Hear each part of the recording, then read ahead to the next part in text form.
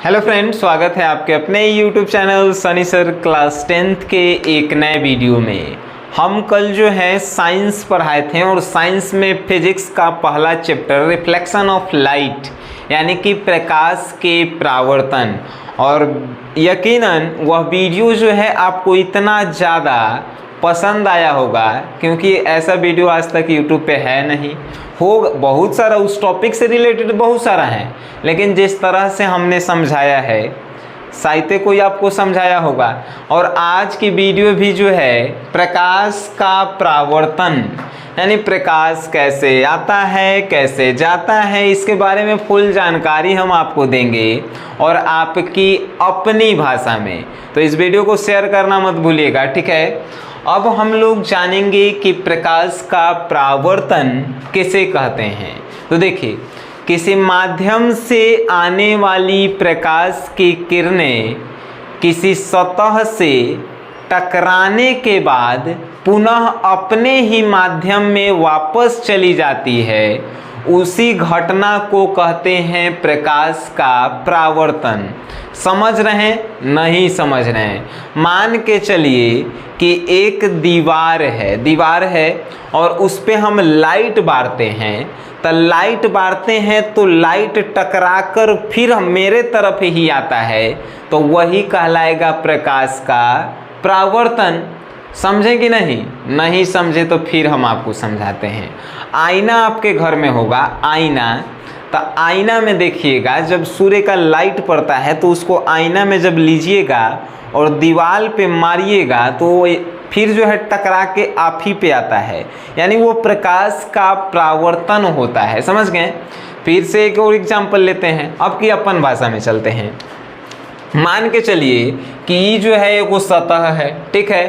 प्रकाश जो है इस पे आ रहा है, इस पे एने से प्रकाश आ रहा है और यहाँ से टकरा के अब फिर वापस अपने चल जा रहा है, तो उसी को कहेंगे प्रकाश का परावर्तन। और अगर यही टकरा के या दीवार के आर पार कर जाता, इस सतह के आर पार कर जाता, तो प्रकाश के परावर्तन नहीं होता। समझ गए? यानी कि आ रहा है और फिर वैसे ही चल जा रहा है, उसी को प्रकाश का परावर्तन कहते हैं। जैसे कि आप घरे से कोचिंग पढ़े जा रहे हैं और कोचिंग पढ़ला के बाद फिर चल आ रहे हैं घरे, तो प्रकाश का परावर्तन होगा।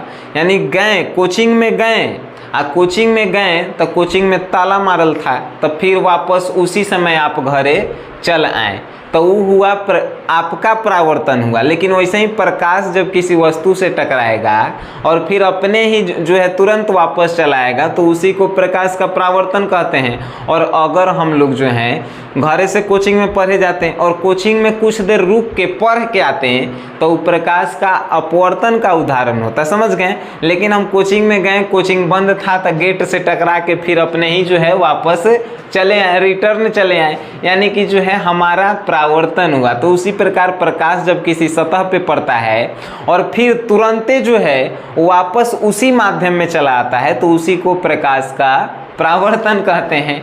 प्रकाश के परावर्तन के समय कौन कौन सा नियम कार्य करता है उसको समझते हैं।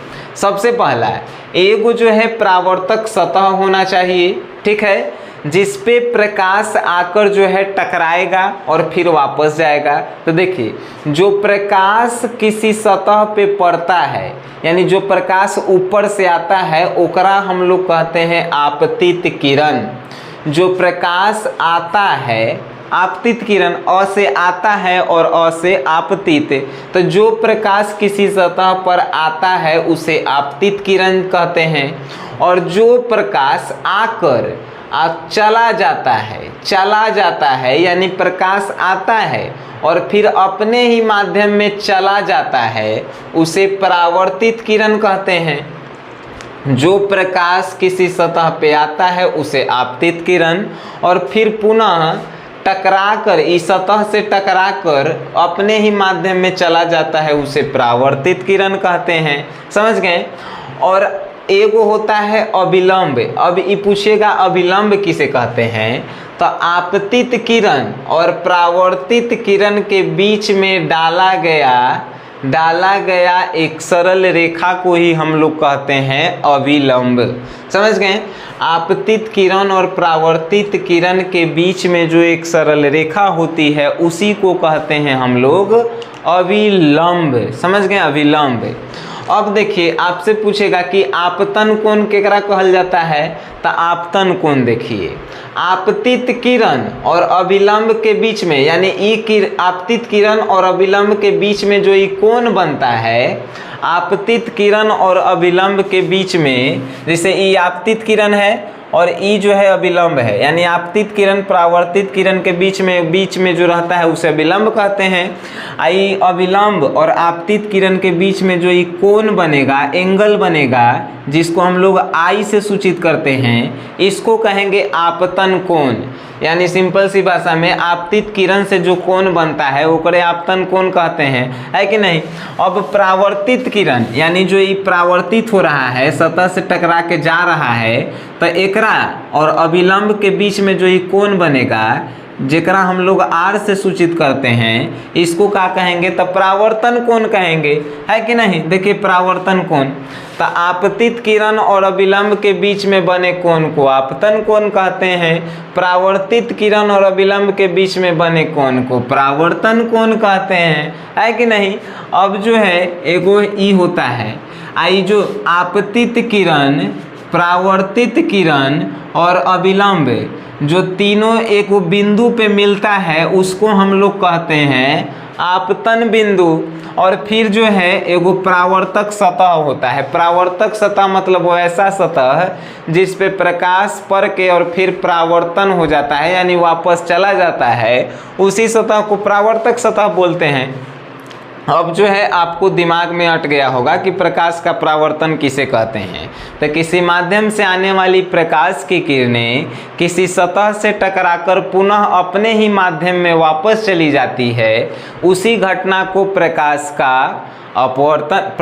का परावर्तन कहते हैं। और आपतित किरण यानी कि जो किरण किसी सतह पे पड़ती है, जो किरण आती है उसे आपतित किरण कहते हैं, आकर चली जाती है उसे परावर्तित किरण कहते हैं, और परावर्तित किरण और अभिलंब के बीच में बने कोण को परावर्तन कोण कहते हैं। आपतित किरण और अभिलंब के बीच में बने कोण को आपतन कोण कहते हैं। आपतन कोण को आई से सूचित करते हैं, अ से आपतन कोण और अ से आई, तो आपतन कोण को आई से सूचित करते हैं। परावर्तन कोण को जो है आर से सूचित करते हैं। परावर्तन मीन्स रिफ्लेक्शन, तो आर से सूचित करते हैं, है कि नहीं। और तीनों जो है जिस बिंदु पे मिलता है, आपतित किरण, अभिलंब और परावर्तित किरण, उस बिंदु को हम लोग आपतन बिंदु कहते हैं। समझ में आया। अब आपसे सबसे मोस्ट इम्पोर्टेंट कोई पूछेगा क्वेश्चन कि प्रकाश के परावर्तन के नियम के गो होता है बबुआ, बताओ। तो प्रकाश के परावर्तन के दूगो नियम होखेला, ठीक नो, दूगो नियम होखेला। पहला नियम का तो सुन लो। पहला नियम कि आपतित किरण, परावर्तित किरण, अभिलंब तीनों जो है एक ही तल आपतन बिंदु पर मिलते हैं। पहला नियम, आपतित किरण, अभिलंब, परावर्तित किरण तीनों कहाँ मिलेंगे, तो आपतन बिंदु पर ही मिलेंगे। ये पहला नियम है प्रकाश के परावर्तन के। दूसरा नियम का है भाई, तो दूसरा नियम कि आपतन कोण और परावर्तन कोण दोनों जो है आपस में बराबर होगा। आपतन कोण और परावर्तन कोण दोनों आपस में बराबर होगा। कैसे बराबर होगा, तो मान के चले कि हम घरे से कोचिंग जा रहे हैं, आ गेट में ताला मारल है तो तुरंत ही वापस आ रहे हैं, तो परावर्तन हो रहा है। तो जाए में जितना समय लग रहा है, यानी कि आपतित किरण से जो कोण बनाएगा, यानी जाए में जितना समय लग रहा है, घरे आहू में तो उतना ही समय लगेगा, है कि नहीं। तो जिसके कारण आपतित किरण और परावर्तित किरण का आपतन कोण और परावर्तन कोण ये दोनों जो है आपस में बराबर होता है, यानी कि कोण आई बराबर कोण आर।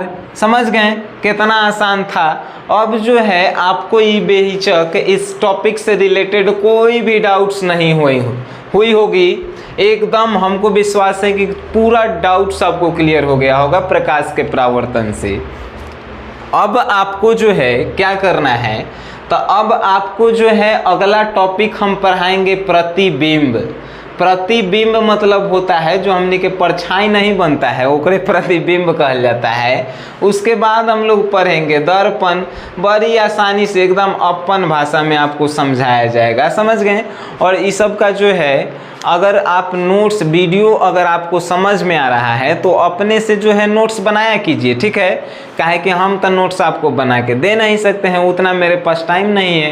ये वीडियो बन रहा है तो टाइम आपको बता दें, 10 बज रहे हैं रात के, 10 बजे रात के कैसे कैसे टाइम निकाल के आप लोगों के लिए वीडियो बना रहे हैं।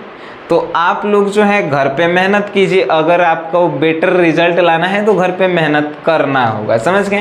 तो आप वीडियो देखे हैं तो एगो काम मेरे लिए आप कर सकते हैं, इस वीडियो को शेयर कीजिए। आप सब्सक्राइब कीजिए मत कीजिए उससे हमको तो कोई मतलब ही नहीं है, आप सिर्फ इसको शेयर कीजिए तो समझिए कि सनी सर का आप मदद कर रहे हैं। और जितना ज़्यादा आप शेयर करेंगे, जितना ज़्यादा उतना जल्दी आप लोगों के लिए हम वीडियो बनाते रहेंगे, है कि नहीं।